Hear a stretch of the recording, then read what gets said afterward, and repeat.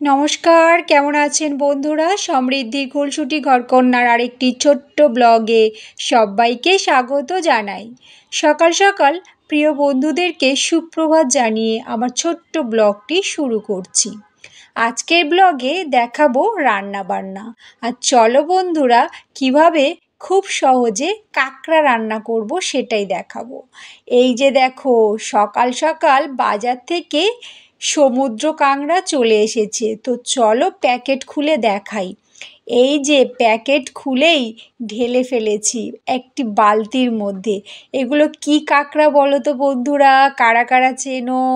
অবশ্যই জানি অনেক বন্ধুরা যারা কাঁকড়া খেতে পছন্দ করো তারা অবশ্যই এই কাঁকড়াটা চিনবে। তবুও আমি এই কাঁকড়াটার নামটা কি সেটা বলে দিই। এই কাঁকড়াটা আমি সন্ত কাঁকড়া নামে চিনি। আপনারা কি কি নামে চেনেন সেটা অবশ্যই কমেন্ট বক্সে জানাতে পারেন। তো চলো বন্ধুরা, আজ কিভাবে খুব সহজে কাঁকড়া রান্নাবান্না করব সেটাই দেখাবো আজকের এই ছোট্ট ব্লগে। দেখতে থাকো বন্ধুরা সম্পূর্ণ ভিডিওটি। এই যে কাঁকড়াগুলো আমি কেটে ভালো করে ধুয়ে নিয়েছি। আর এই সন্ত কাঁকড়াগুলো খুব শক্ত হয় বন্ধুরা, মানে ওর পিঠের খোলাটা ভীষণ শক্ত, আর কাটতে গেলেও খুবই অসুবিধা হয়। তাই সাবধানে আমি সব কাঁকড়াগুলোকে কেটে ফেলেছি একে একে নিজের হাতে। আর নিজের হাতে আজ রান্নাবান্না করে দেখাবো আপনাদেরকে। একটা দেখো নোড়া নিয়েছি, এই নোড়া দিয়ে কাঁকড়াগুলো ভাঙবো।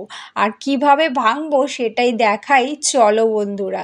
এভাবেই কাঁকড়ার মাথাটাকে থেতো করে নেব একে একে একটি একটি করে, দেখেছো তো? নিয়েই দেখো কাঁকড়াগুলোকে ভালো করে পরিষ্কার করতে হবে বন্ধুরা।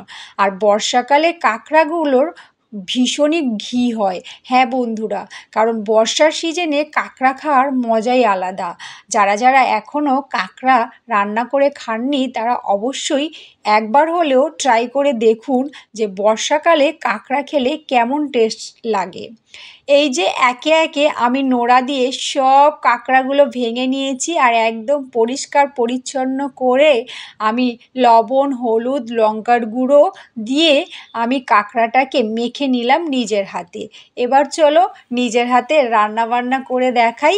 এই যে সরিষার তেল দিয়েছি একটু অল্প পরিমাণে, আর কাঁকড়াগুলোকে আমি ভেজে নিচ্ছি। দেখো একটু হলুদ হলুদ হয়ে যাবে আর লালি লালি ভাব হয়ে যাবে। আর এদিকে আমি কাঁকড়া তো ভাজি ভাজি চলছে, আর আদা রসুনটা আমি শিলনোড়াতে বেটে নেব।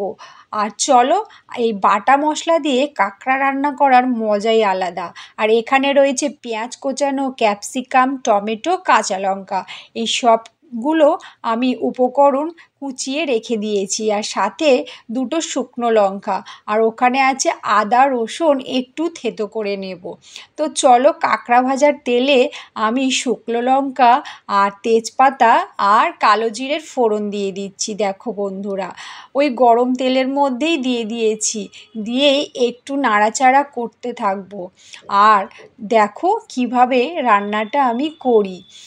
তো এরপরে শুকনো লঙ্কাটাকে ভালো করে নেড়ে চেড়ে নিচ্ছি তেলের মধ্যে, সাথে রয়েছে কালো জিরে আর তেজপাতা, আর কুচানো পেঁয়াজ, টমেটো, ক্যাপসিকাম, কাঁচা লঙ্কাগুলোও ছেড়ে দিয়েছি তেলের মধ্যে। এরপরে ভালো মতো কিন্তু কষাতে হবে বন্ধুরা, কাঁকড়া রান্নার টেস্টটা ভালোই হয়।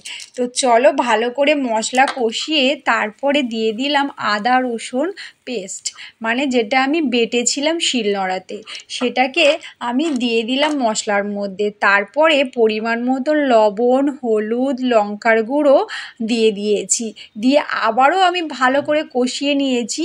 আর অবশেষে দিয়ে দিলাম কি বলো তো, কাঁকড়াগুলো। হ্যাঁ বন্ধুরা, ভেজে রাখা কাঁকড়াগুলো দিয়ে এবার আমি সবগুলো নেড়ে চেড়ে নেবো। আর সাথে একটু কি করলাম, মিট মশলা দিয়ে দিলাম আরও বেশি টেস্ট আসার জন্য।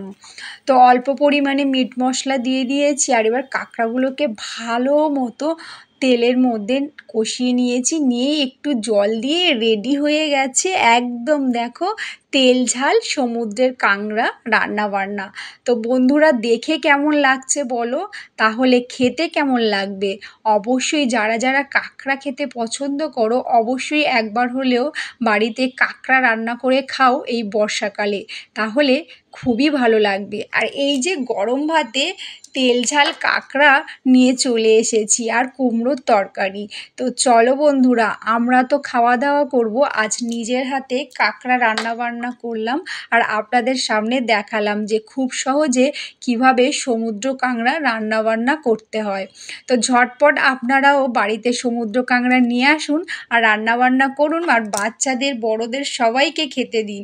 তো বন্ধুরা, আজকের ছিল এই ছোট্ট ভিডিওটি, কেমন লাগলো অবশ্যই কমেন্টে জানাবেন। টাটা।